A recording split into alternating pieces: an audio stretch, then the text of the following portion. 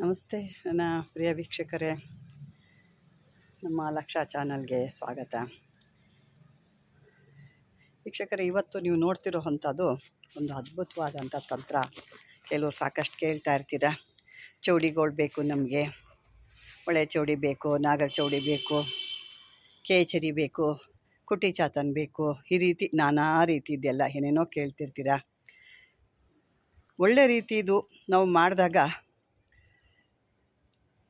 ಇದು ಶಾಶ್ವತವಾಗಿರುತ್ತೆ.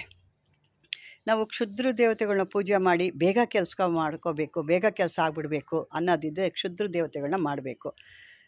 ಯಾಕೆ ಅಂದರೆ ಕೊನೆಯದು ಏನಿರುತ್ತೆ, ದೇವತೆಗಳು ಅಂತ ನಾವೇನು ಪೂಜೆ ಮಾಡ್ತೀವಿ ಅವ್ರದ್ದು ಸ್ಥಿರವಾಗಿರುವಂಥದ್ದು. ಇವೆಲ್ಲ ತಾತ್ಕಾಲಿಕ. ಇದೆಲ್ಲ ಯಾವುದು ಅಂದರೆ ನೀವು ಹೇಳ್ತಿರಲ್ಲ, ಅದೆಲ್ಲ ಬಂದು ನಿಮಗೆ ತಾತ್ಕಾಲಿಕವಾಗಿ ಕ್ಷುದ್ರ ಶಕ್ತಿಗಳು ಅವೆಲ್ಲ ದೇವ್ರ ಮುಂದೆ ಯಾವುದೂ ಇಲ್ಲವೇ ಇಲ್ಲ.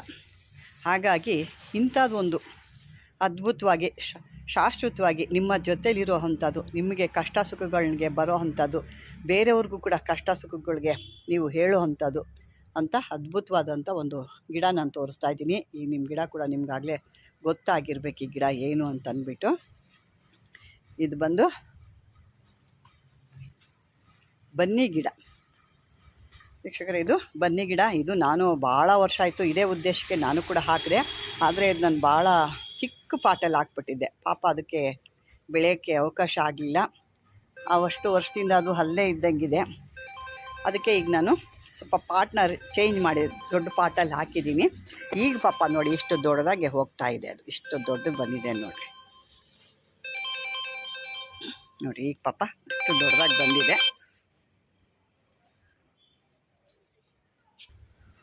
ಈ ರೀತಿ ಇದನ್ನು ನಾನು ಭಾಳ ವರ್ಷದಲ್ಲಿ ಹಾಕಿದ್ದು. ಪಾಪ ಅದು ಬರಲಿಲ್ಲ ಅಂತ ಅಂದ್ಬಿಟ್ಟು ಮತ್ತು ನಾನು ರೀಪಾಟ್ ಮಾಡಿದ್ಮೇಲೆ ಈಗ ನೋಡಿ ಇಷ್ಟು ದೊಡ್ಡದಾಗೆ ಬೆಳೀತಾ ಇದೆ. ಎಷ್ಟು ದೊಡ್ಡಕ್ಕೆ ಹೋಗಿದೆ. ಈಗೀಗ ಪಾಪ ಚಿಗುರ್ತಾ ಇದೆ.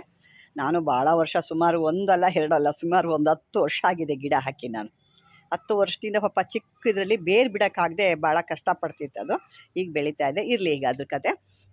ಇದನ್ನು ನೀವು ಇಂಥದ್ದೊಂದು ಮಾಡಿಕೊಂಡಾಗ ನೀವು ಜೀವನ ಪೂರ್ತಿ ಅಭಿವೃದ್ಧಿ, ಬೇರೆಯವ್ರಿಗೂ ಕಷ್ಟ ಸುಖಕ್ಕೆ ಅವರ ಕಷ್ಟಗಳನ್ನ ಪರಿಹಾರ ಮಾಡೋದಕ್ಕೆ ಇದೆಲ್ಲ ಬರೋ ಅಂಥದ್ದು. ಇದು ಹೇಳಿದ್ದೀನಿ ನಾನು ಗಿಡ ಯಾವುದು ಅಂತ ಅಂದ್ಬಿಟ್ಟು, ಬನ್ನಿ ಗಿಡ. ಗೊತ್ತಿರೋರು ಮಾಡ್ಕೊಂಡಿದ್ದೀರಾ, ಗೊತ್ತಿಲ್ದಿರೋ ಹೊಸ್ದಾಗಿ ಪಾಪ ನಾನು ನೋಡ್ತಾ ಇರ್ತಾರೆ, ಯಾರು ನಾನು ವೀಡಿಯೋ ನೋಡ್ತಾ ಇಲ್ಲ, ಇಂಥದ್ದು ಯಾವ್ದಾದ್ರು ನನಗೆ ಬೇಕು ಅಂದಾಗ ಇಂಥವ್ರು ಇದ್ದರೆ ಇದನ್ನು ಸಿದ್ಧಿ ಮಾಡ್ಕೋಬೋದು. ನನಗೂ ಸಾಕಷ್ಟು ಕೆಲವರು ಹೇಳಿದರು, ದಕ್ಷಿಣ ಕಾಳಿದು ಅಥವಾ ಕಾಳಿದು ನನಗೆ ಯಾವುದನ್ನ ಒಂದು ಕೊಡಿ ಅಂತ ಕೇಳ್ತಾಯಿದ್ರು. ಯಾರಿಗೆ ಬೇಕೋ ಅಂಥವ್ರು ಇದನ್ನು ಸಿದ್ಧಿ ಮಾಡ್ಕೊಳ್ಳಿ. ಇದನ್ನು ಯಾವ ರೀತಿ ಮಾಡೋದು ಅಂತ ನೋಡ್ಕೊಳ್ಳಿ ಸ್ವಲ್ಪ. ಇದಕ್ಕೊಂದು ಮಂತ್ರ ಬರುತ್ತೆ, ಆ ಮಂತ್ರ ನಾನು ಕೊನೆಯದಾಗಿ ಕೊಡ್ತೀನಿ. ಇದಕ್ಕೆ ಯಾವುದೇ ಮಾಸದಲ್ಲಾದ್ರೂ ಮಾಡ್ಬೋದು. ಇಂಥದ್ದೇ ಇದರಲ್ಲಿ ಮಾಡಬೇಕು ಅಂತೇನಿಲ್ಲ. ಅಂದರೆ ಅಮಾಸೆಯಿಂದ ಸ್ಟಾರ್ಟ್ ಮಾಡಬೇಕು. ಈ ಅಮಾಸೆಯಿಂದ ಮುಂದಿನ ಅಮಾಸೆ ತನಕ ಇದನ್ನು ಮಾಡಬೇಕಾಗುತ್ತೆ. ಇದಕ್ಕೆ ದಿನಕ್ಕೆ 108 ಒಂದು ಮಾಲೆ ಜಪ ಮಾಡಬೇಕಾಗುತ್ತೆ. ಆ ಮಂತ್ರ ನಾನು ಕೊನೆಯಲ್ಲಿ ಕೊಡ್ತೀನಿ ಅಂತ ಹೇಳಿದ್ದೀನಿ. ಒಂದು ದಿನಕ್ಕೆ ಅಂದರೆ ಈ ಬನ್ನಿ ಮರದ ಬುಡದಲ್ಲೇ ಕುಳಿತುಕೊಂಡು, ಈ ಬನ್ನಿ ಮರದ ಹತ್ರನೇ ಕೂತ್ಕೊಂಡು ನೀವು ಒಂದು ಚೊಂಬು ನೀರು ಹಾಕಬೇಕು. ಅದಕ್ಕೆ ಒಂದು ಚೊಂಬು ನೀರು ಹಾಕಿ ಬಂದು ಕೂತ್ಕೊಂಡು ಅಲ್ಲಿ ನೀಟ್ ಮಾಡಿ ಜಾಗ ಎಲ್ಲ ಕ್ಲೀನ್ ಮಾಡ್ಕೊಂಡು ಕೂತ್ಕೊಂಡು ಈ ಮಂತ್ರನ ಜಪ ಮಾಡಬೇಕು. ಅಂದರೆ ಏಕಾಗ್ರತೆಯಿಂದ ಯಾವುದೇ ಆ ಕಡೆ ಈ ಕಡೆ ಮನಸ್ಸು ಚಂಚಲ ಆಗ್ದಂಗೆ ಇದನ್ನು ಹಾಕಬೇಕು. ಕೂತ್ಕೊಂಡು ಜಪ ಮಾಡಿ ತದನಂತರ ನೀರು ಏನು ತಂದಿರ್ತೀರಲ್ವ, ಒಂದು ಚಂಬಿಗೆ ನೀರು, ಆ ನೀರನ್ನ ಹಾಕಬೇಕು. ನಂತರ ಇದಕ್ಕೊಂದು ಪೂಜೆ ಪುಸ್ಕಾರ ಅಂದರೆ ಚಿಕ್ಕದಾಗಿ 1-2 ಎಲೆ ಅಡಿಕೆ, ಏನೋ ಸಾಧ್ಯ ಆದ 2 ಬಾಳೆಹಣ್ಣು, ಊದುಬತ್ತಿ, ಒಂದು ದೀಪ, ಈ ಥರ ಹಚ್ಚಿಬಿಟ್ಟು ಡೈಲಿ ನೀವು ಈ ರೀತಿ ಮಾಡಬೇಕು.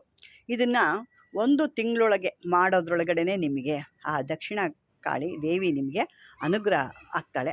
ಅದೇ ರೀತಿ ಕೊನೆ ಅಮಾವಾಸ್ಯೆ ದಿನ ಅದೇ ಬನ್ನಿ ಮರದ್ದು ಒಂದು ಮರಕ್ಕೆ, ಅಂದರೆ ಮರದಲ್ಲಿ ಏನು ಡೈಲಿ ಹೋಗಿ ನೀರು ಹಾಕ್ತಿರ್ತೀರಲ್ವ, ಆ ಮರದಲ್ಲಿ ಒಂದು ಕೊಂಬೆನ ಕಟ್ ಮಾಡ್ಕೋಬೇಕು. ಅಥವಾ ದೊಡ್ಡದಾಗಿರೋವಂಥ ಬೇರು ಸಿಕ್ಕರೂ ಪರವಾಗಿಲ್ಲ, ಅದು ಅಂದರೆ ಆಳವಾಗಿ ಅಗಿಬೇಕಾಗುತ್ತೆ. ಅಲ್ಲ, ಮರದಲ್ಲಿ ಅಂದರೆ ಪೂರ್ವಕ್ಕೆ ಅಥವಾ ಉತ್ತರಕ್ಕೆ ಇರಬೇಕು ಆ ಕೊಂಬೆ, ಅಂದರೆ ಏನು ರೆಂಬೆ ಅಂತ ಹೇಳ್ತೀವಲ್ವ ಅದು, ಅಥವಾ ಬೇರಿದ್ರೆ ಬೇರು. ಇದನ್ನು ತಗೊಂಡು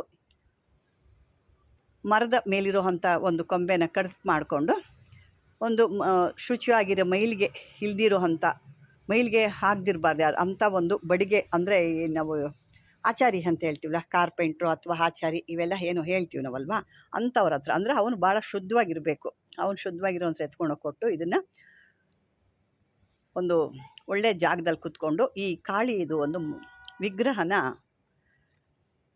ಕೆತ್ತಬೇಕು. ಅವನು ಕಾಳಿ ವಿಗ್ರಹನ ಕೆತ್ತಿಬಿಟ್ಟು ಅದನ್ನು ಕಾಳಿ ವಿಗ್ರಹ ಕೆತ್ತಿಸ್ಬೇಕು. ಕೆತ್ತಿಸಾದ ನಂತರ ಒಂದು ನದಿ ದಡಕ್ಕೆ ಹೋಗಿ ಈ ಯಾರದು ಬಿಳೆ ಸಾಸಿವೆ ಸಿಗುತ್ತಲ್ಲ, ಬಿಳೆ ಸಾಸಿವೆ, ಗೋರೋಜನ, ಈ ಅರಿಶಿಣ, ಈ ಭೂತಕೇಶಿ, ಆಮೇಲೆ ಜಟಮಾಂಸಿ, ಪಾದರಸ, ಇದನ್ನೆಲ್ಲ ಒಂದು ತೆಂಗಿನ ಎಳ್ನೀರಿನಿಂದ ಚೆನ್ನಾಗಿ ಅರಿಬೇಕಾದ್ರೆ ಅದು ಅರೆದುಬಿಟ್ಟು ಅದು ಪೇಸ್ಟ್ ಥರ ಮಾಡಿಕೊಂಡು ಆ ಒಂದು ಏನು ನೀವು ದೇವಿನ ಕಾಳಿ ಮೂರ್ತಿ ಮಾಡಿರ್ತೀರಲ್ಲ ಆ ಮೂರ್ತಿಗೆ ಎಲ್ಲ ಕಡೆ ಲೇಪನ ಮಾಡಬೇಕು. ಲೇಪನ ಮಾಡಾದಮೇಲೆ ಇದು ಮತ್ತೆ ಅದೇ ಮಂತ್ರದಿಂದ 1008 ಬಾರಿ ಜಪ ಮಾಡಿ ಸಿದ್ಧಿ ಮಾಡಿ ಇಟ್ಕೊಂಡಿರಬೇಕು. ಸಿದ್ಧಿ ಮಾಡಿಕೊಂಡು ಎಲ್ಲ ಆದಮೇಲೆ ಮನೆಗೆ ತಂದು ಇದನ್ಗೆ ಯಾರಿಗೂ ಹೇಳಬಾರ್ದು, ಹೇಳ್ದಂಗೆ ಗುಪ್ತವಾಗಿ ಇಟ್ಕೊಂಡು ನಿತ್ಯ ಇದನ್ನು ಪೂಜೆ ಮಾಡ್ತಾ ಬರಬೇಕು 21 ಸಾರಿ. ಆಮೇಲೆ ಇದು 108 ಮೊದಲು ಹೇಳ್ತೀರಾ, ಅದನ್ನು ಕ್ಲೀನ್ ಮಾಡ್ಬೇಕಾದ್ರೆ 1008 ಹೇಳ್ತೀರಾ. ಆಮೇಲೆ ಇದನ್ನು ಮನೆಗೆ ತಂದಾದಮೇಲೆ 121 ಮಂತ್ರನ ಮಾತ್ರ ಅಭಿಮಂತ್ರಿಸ್ತಾ ಇರಬೇಕು. ಇದನ್ನು ಶುಕ್ರವಾರ ಸಂಜೆ ಮಾತ್ರ, ಈ ಶುಕ್ರವಾರ ದಿವಸ ಏನು ಸಂಜೆ ಅಂತ ಹೇಳ್ತೀವಿ, ಅಥವಾ ಸಾಯಂಕಾಲ ಅಂತ ಏನು ಹೇಳ್ತೀವಿ, ಆ ಸಮಯದಲ್ಲಿ ಆ ದೇವಿಗೆ ನೀವು ಒಂದು ಅಖಂಡ ಪೂಜೆನ ಕೊಡಬೇಕು. ಅಂದರೆ ಸ್ವಲ್ಪ ಚೆನ್ನಾಗಿ ಪೂಜೆ ಮಾಡಿ ಗ್ರ್ಯಾಂಡಾಗೆ ಪೂಜೆ ಕೊಡ್ತಾ ಇರಬೇಕಾಗಿರುತ್ತೆ. ಇದನ್ನು ಮೊದಲೇ ಹೇಳ್ದಂಗೆ ದಿನ ಒಂದು ಏನು ಹೇಳಿದೆ ನಾನು, ಅಮಾವಾಸ್ಯೆಗೆ ಹೇಳಿದ್ವಲ್ವ, ಆ ಥರ ಜಪ ಕಾಲದ ಮುಂದೆ ಇಟ್ಕೊಂಡಿದ್ದನ್ನು ಒಂದು ತಂಬಿಯೊಳಗೆ ನೀರು ಇಟ್ಕೊಂಡು ಜಪ ಮುಗಿದ ಮೇಲೆ ಆ ಬನ್ನಿ ಬುಡಕಾಗ್ತಾ ಬರ್ತಾ ಇರಬೇಕು. ಈ ರೀತಿ ಎಲ್ಲ ಆದಮೇಲೆ ಈ ಒಂದು ತಂದು ಮೈಲಿ ಇಟ್ಕೊಳ್ತೀರಾ. ಇದೆಲ್ಲ ನಿಮ್ಮದು ಮುಗಿದ ಮೇಲೆ ಆ ದೇವಿ ಆ ಮೂಲ ಮಂತ್ರ ಮಾತ್ರ ಜಪ ಮಾಡಬೇಕು. ಇಷ್ಟು ಮೊದಲು ಒಂದು ಮಂತ್ರ ಕೊಟ್ಟಿರ್ತೀನಿ, ಅದಾದಮೇಲೆ ಮೂಲ ಮಂತ್ರ ಅಂತ ಬರುತ್ತೆ. ಆ ಮೂಲ ಮಂತ್ರ ಮಾತ್ರ ಜಪಿಸ್ತಾ ಇದ್ದರೆ ನಿಮಗೆ ಸಾಕು. ಆ ದೇವಿ ನಿಮಗೆ ಯಾವ ರೀತಿ ನಿಮಗೆ ಕಾಣ್ತಾಳೆ ಅನ್ನೋದು ನಿಮಗೆ ಅದು ಗೊತ್ತಾಗುತ್ತೆ. ನಾವು ಹೇಳೋಕ್ಕಿಂತ ನೀವು ಅದನ್ನು ಅನುಭವಿಸಿದ್ರೆ ಗೊತ್ತಾಗುತ್ತೆ. ಯಾರು ಸಾಧಕರು ಇರ್ತಾರೆ ಅವರು ಸಾಧಕರಿಗೆ ಆ ದೇವಿ ಅವ್ರ ಬೆಂಬಲದಲ್ಲೇ ಇರ್ತಾಳೆ. ಮತ್ತು ಅವರು ಏನಿದೆ ವಿದ್ಯಮಾನಗಳು ಏನಿರುತ್ತೋ ಆ ಜನ ಕೇಳಿರೋದಿರ್ಬೋದು, ಅವರದು ಒಂದು ಕೆಲಸ ಇರ್ಬೋದು, ಆ ಮುಂದಿನ ವಿದ್ಯಮಾನಗಳೆಲ್ಲ ಅವು ಯಾರು ಸಾಧಕ ಅವನು ಹೇಳೋಕ್ಕೆ ಸಮರ್ಥನಾಗ್ತಾನೆ. ಅವ್ರು ಯಾವುದೇ ಥರ ಪ್ರಶ್ನೆ ಕೇಳಿದ್ರು ಕೂಡ ಅದಕ್ಕೆ ಅವರು ತಕ್ಷಣ ಉತ್ತರವನ್ನು ತಕ್ಷಣ ಹೇಳ್ತಾರೆ.